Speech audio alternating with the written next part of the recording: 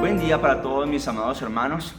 Reciban del Señor una gran bendición, un abrazo. Recordamos que Dios está en medio nuestro y podemos decir como Samuel dijo allá en su primer libro, Ebenezer, hasta aquí nos ha ayudado el Señor. Dios ha sido misericordioso, ha sido fiel, ha sido un Dios que nos ha pastoreado en medio de la cuarentena. Ha sido un gran Dios con nosotros, un maravilloso Dios. Y quiero hoy tocar el libro de Primera de Juan, capítulo 2, sus versículos del 1 al 6. Primera de Juan, capítulo 2, versículo del 1 al 6.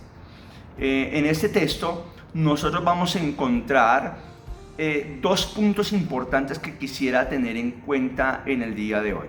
En primer lugar, podemos decir que el libro habla acerca de los hijos de Dios en general. El libro en general habla acerca de los hijos de Dios.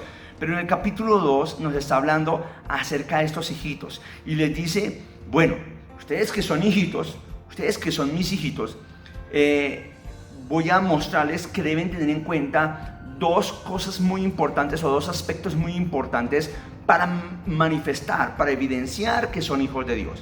Y es aquí donde yo quiero llevarlos, amados hermanos, y es a mirar, a observar las evidencias que presenta Primera de Juan 2, del 1 al 6, las evidencias de ser un hijo de Dios. Y encontramos, en primer lugar, a medida que vamos avanzando aquí en este tema corto, vamos a ir mirando lo que dice el texto. En primer lugar, nos dice que el Hijo de Dios batalla contra el pecado. El Hijo de Dios batalla contra el pecado. Y esto es importante porque nos quiere decir que el Hijo de Dios siempre está bajo tentación. El Hijo de Dios siempre va a tener obstáculos en la vida que tiene que afrontar y tiene que batallar, y no puede pasar una vida simplemente tranquila, fresca, relajada. No, la vida de un hijo de Dios es una vida de batallas, es una vida que tiene que enfrentarla y no va a ser muy fácil para él como se supone que algunos piensan que es. Entonces, teniendo en cuenta que el Hijo de Dios batalla contra el pecado, debemos tener en cuenta que allí Dios presenta un propósito específico. ¿Cuál es el propósito? El propósito de Juan es escribirle a los hijos de Dios para que no pequen. Ustedes observan ahí y dice la Biblia en el primer versículo: estas cosas os he escrito para que no pequéis. Así es que el propósito de la escritura que tenemos hoy en día en nuestras manos es para que usted y yo no pequemos. Ese es el propósito principal. Pero también Dios da una previsión, porque Él está diciendo: y si alguno pecare, abogado tenemos para con el Padre, a Jesucristo el justo. Entonces allí encontramos una previsión. El abogado, por si alguno pecare.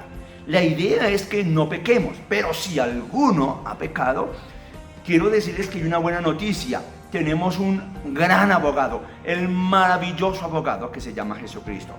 Y también no solamente presenta un propósito, que es la escritura para no pecar, no solamente presenta una previsión, que es un abogado por si alguno ha pecado, sino que también presenta una extensión porque está diciendo: mire, aquí está la propiciación por los pecados del que ha cometido el pecado, pero también se vuelve extensión porque es por los pecados de todo el mundo.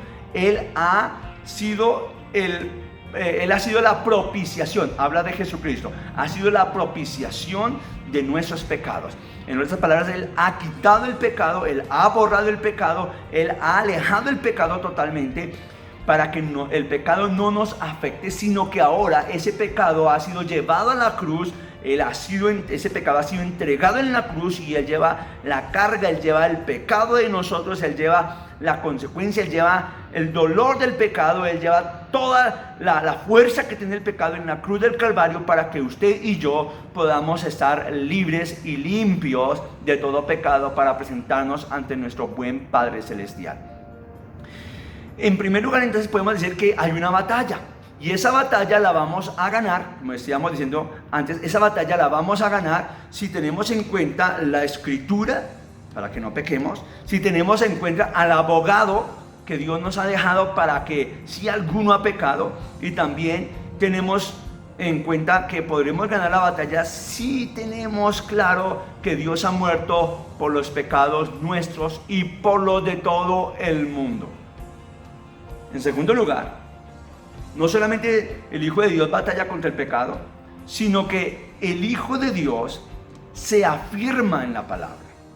El Hijo de Dios se afirma en la palabra. Ahora, el Hijo de Dios se debe afirmar en la palabra. El versículo 3 nos manifiesta que el Hijo de Dios ahora vive en la palabra porque conoce a Dios.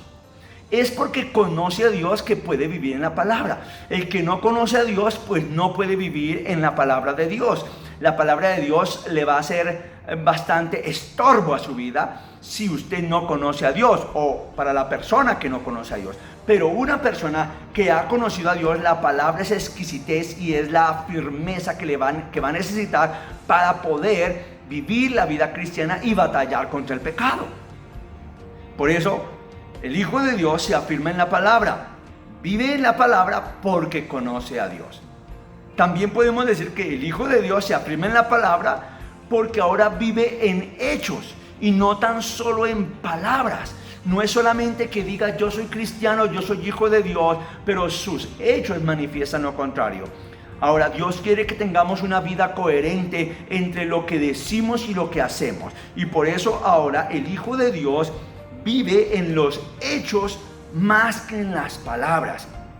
Y la idea es que entonces podamos tener claro que los hechos hablan más que las palabras. Las palabras, dice el dicho popular, se las lleva el viento, pero los hechos manifiestan lo que realmente somos. Y si somos hijos de Dios, los hechos nos van a manifestar que lo somos realmente. El Hijo de Dios se afirma en la palabra porque ahora vive en el amor. Vive en el amor a Dios. Y ese amor de Dios lo va a vivir a plenitud. No es un amor a Dios que simplemente el amor se activa cuando vamos a la iglesia, o el amor se activa cuando estoy en oración, o el amor se activa cuando me acerco a la palabra. No, es un amor que se activa en todo tiempo, en todo momento, y ese amor lo vivimos a plenitud, no solamente cuando estamos adorando a Dios, cuando estamos acercándonos a Él, sino también cuando tenemos a nuestras personas alrededor, cuando tenemos a nuestra iglesia alrededor, cuando tenemos a nuestra familia ahí junto a nosotros, activamos ese amor y les amamos.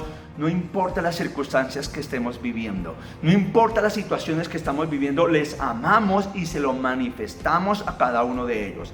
Y por último, somos hijos de Dios, somos hijos de Dios y nos afirmamos en la palabra porque vivimos ahora en las pisadas de nuestro Maestro. El versículo 6 dice que el que dice que vive en Él debe andar como Él anduvo. Bueno, si usted y yo somos hijos de Dios y decimos que Él es nuestro Señor, nuestro Maestro, nuestro modelo, entonces por ser nuestro modelo somos llamados también a seguir sus pisadas, a vivir en Él.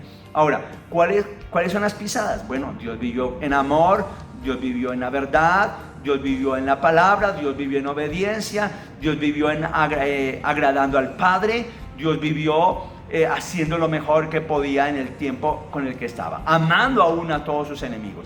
Bueno, sigamos sus pisadas. Esas son las pisadas importantes que hay que tener en cuenta. Que Dios bendiga nuestras vidas y que nosotros podamos demostrar que somos hijos de Dios cuando batallamos contra el pecado y cuando nos afirmamos en la palabra. Dios nos ayude cada día a salir victoriosos de las batallas contra el pecado y a afirmarnos cada día más en la palabra.